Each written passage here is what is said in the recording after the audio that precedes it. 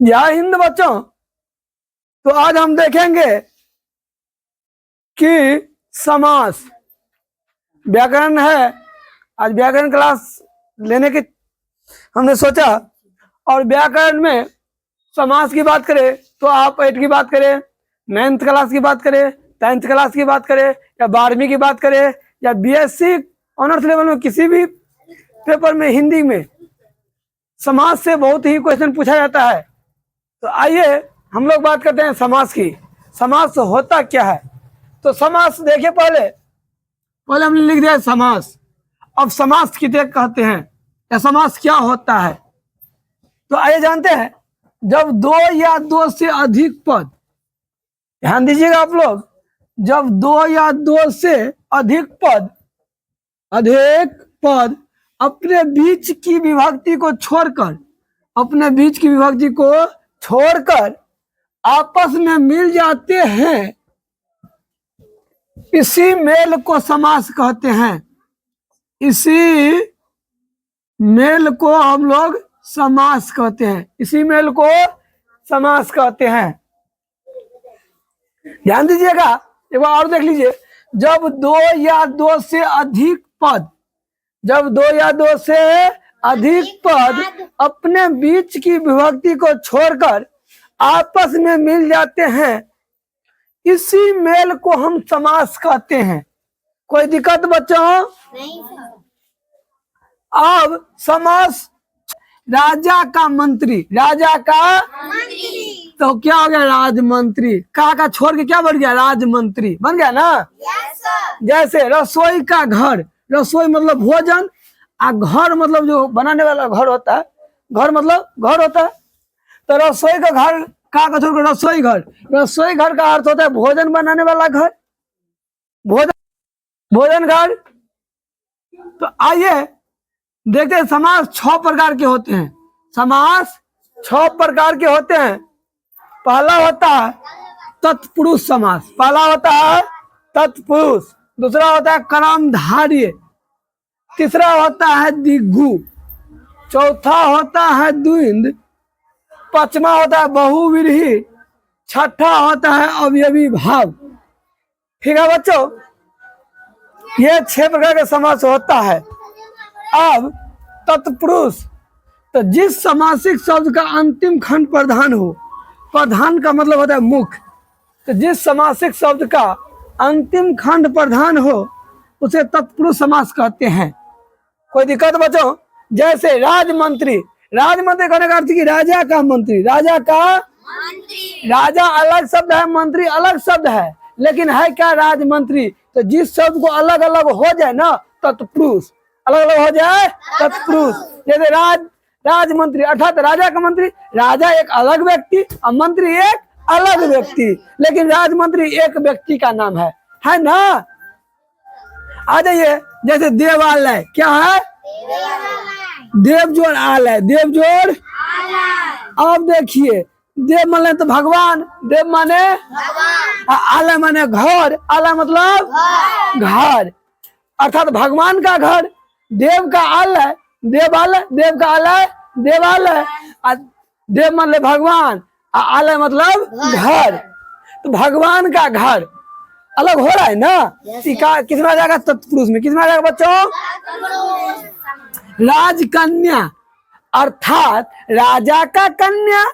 किसका कन्या? राजा का कन्या। राजा का कन्या को ना राजकन्या कहा जाता है। तो राजा अलग है, कन्या अलग है, लेकिन राजकन्या तो एक है, राजा की पत्नी।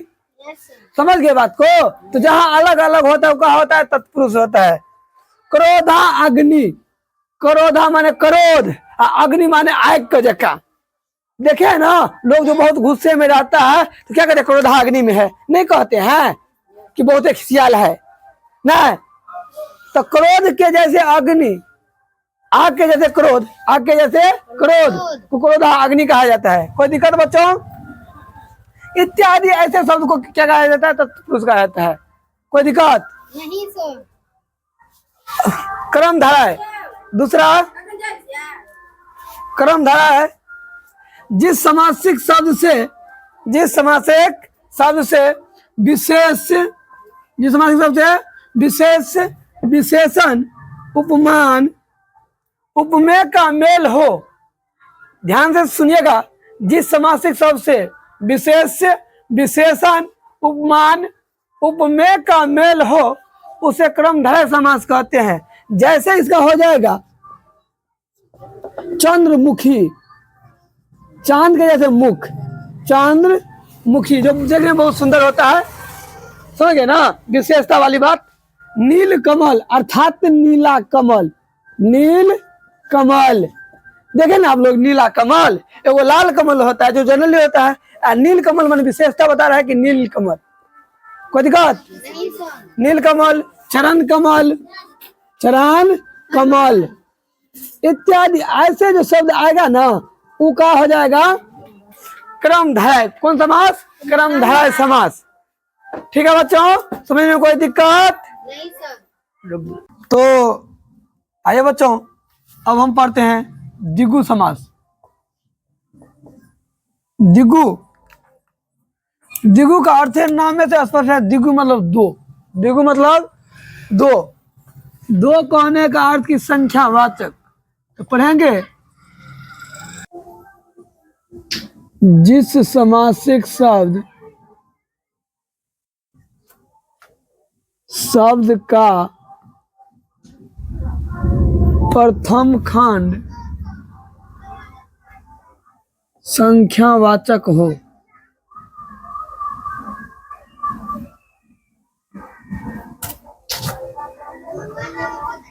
उसे द्विगु समास कहते हैं।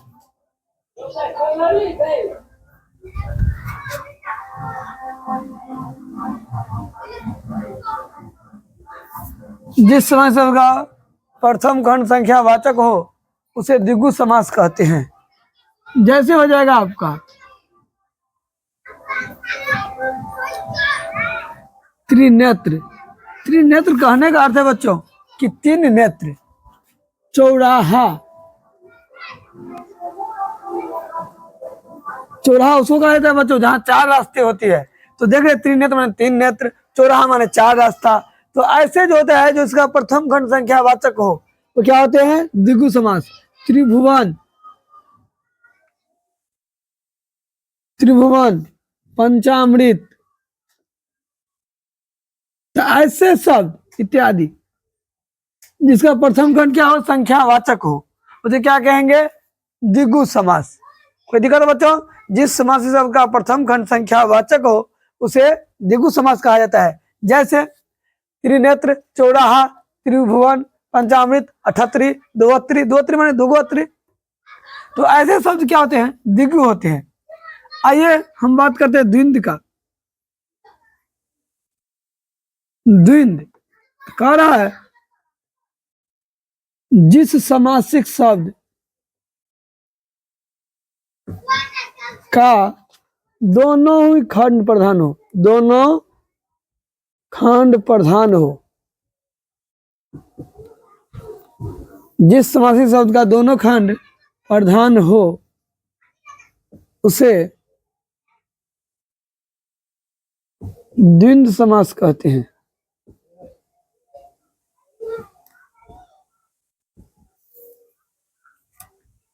जैसे द्विंद मतलब बच्चों होता है दोनों, द्विंद मतलब दोनों। जैसे माता पिता, माता पिता, भाई बहन, राधा कृष्ण, गौरी शंकर,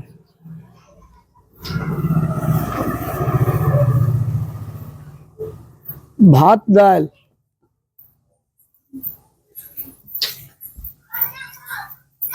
भात दाल, हाथ पैर, ऐसे शब्द इत्यादि, ऐसे शब्द जिसके दोनों खंड प्रधान हो, माता पिता, भाई बहन, राधा कृष्ण, गौरी शंकर, सीताराम ले सकते हैं, भात दाल, हाथ पैर, हाथ पैर इत्यादि, ऐसे शब्द जो है क्या है आपका? द्विंद समास। द्विंद मतलब दोनों खंड प्रधान। समझ गए बच्चों? अब पढ़ेंगे बहुव्रीहि।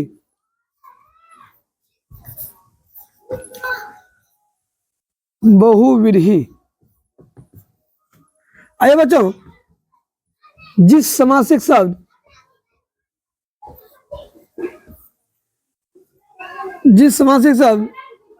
अपना,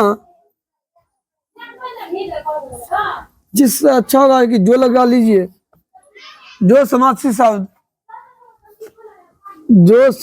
शब्द अपना सामान्य अर्थ छोड़कर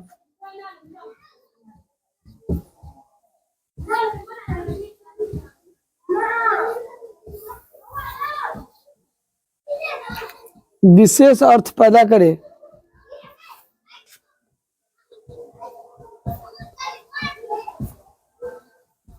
उसे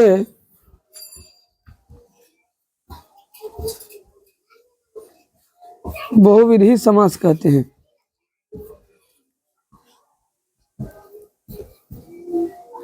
जैसे चतुर्भुज, जिसकी चार भुजाएं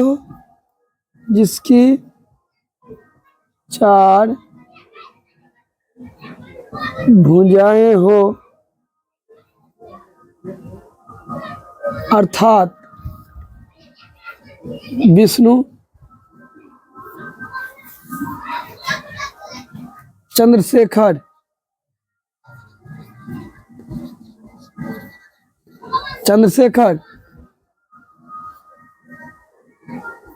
जिसके सिर पर चंद्रमा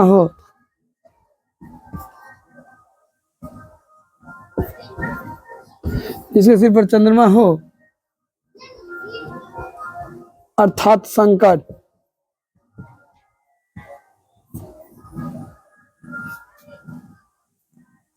चतुर्भुज, चंद्रशेखर,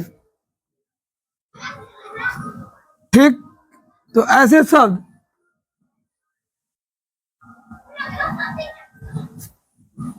बहुव्रीहि समास को कह रहा है, जो समास सब अपना सामान्य अर्थ छोड़कर विशेष अर्थ पैदा करे, उसे बहुव्रीहि समास कहते हैं।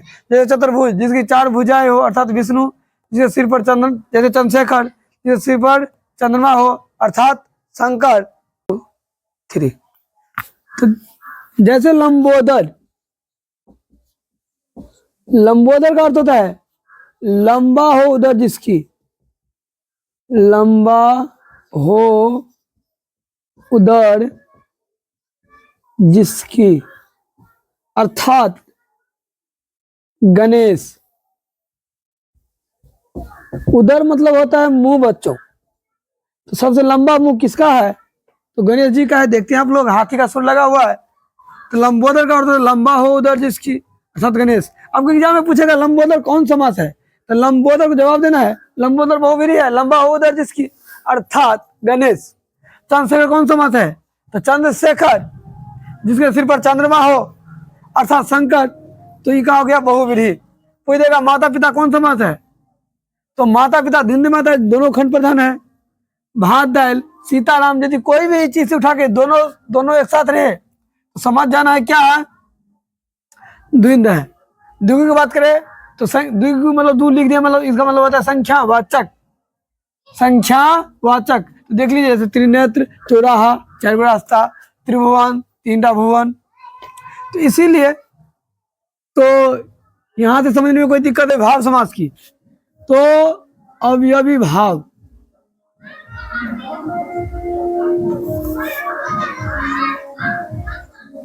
अवयवी भाव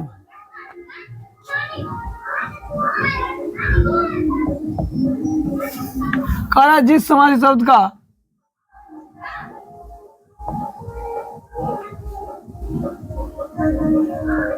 जिस समासिक शब्द का प्रथम खंड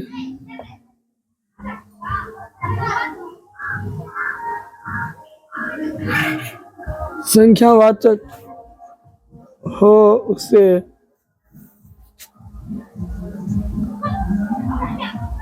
अवयवी भाव समास कहते हैं। जैसे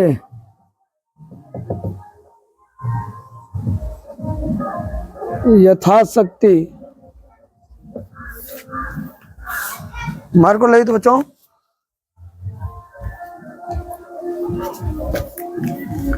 यथाशक्ति प्रतिदिन। यथाशक्ति माने होता है जितना सकेंगे उतना ही देंगे। प्रतिदिन माने हर एक, प्रति माने रोज, प्रति पल, प्रति क्षण इत्यादि। जिस समास का प्रथम खंड संख्यावाचक हो उसी अव्ययी समास कहते हैं। जैसे यथाशक्ति, प्रतिदिन, प्रतिपल, प्रति क्षण। ठीक है बच्चों, तो आई होप कि आप लोग समास को अच्छे से अच्छे समझ गए होंगे। नहीं तो मैं कमेंट कर जवाब दीजिए। जहाँ दिक्कत होगा फिर से हम आपको के लिए क्लास लेके आएंगे, फिर से अच्छे से बताएंगे। ठीक है बच्चों, तो मेरे YouTube चैनल अमर सर 10th क्लास को लाइक शेयर कमेंट कर दूसरे बच्चों को भी शेयर कीजिए ताकि दूसरे बच्चे भी पढ़ सके। Thanks for watching.